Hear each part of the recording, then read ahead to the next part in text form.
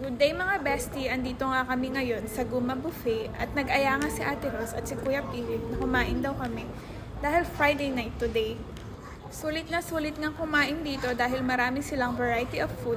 May pork, beef, seafood at may mga fishball and gulay na rin. Pwede ka rin gumawa ng sarili mong sauces. Aside from that, malinis nga dito at maganda yung ambience. Unlimited nga din yung pork, beef, lamb, and chicken.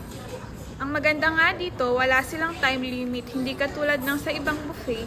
Open nga din yung kitchen area nila dito, makikita mo na ini-slice nila ng mano-mano yung mga meat. Halos full house nga ngayon at ang daming tao. Meron nga din silang available na ice cream. Ito nga yung binabalik-balikan ni Bebe. Aside from the ice cream, meron din silang watermelon, banana cake, and mga jellies. Marami nga rin pagpipilian ng mga drinks dito. May juice, kape, water, at Milo. Meron nga rin silang jelly juice.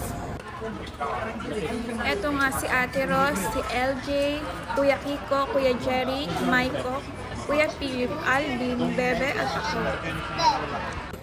Hi Ate Ros, sige kain lang ng kain. Pati nga tong si LJ, madami ring nakain ngayon.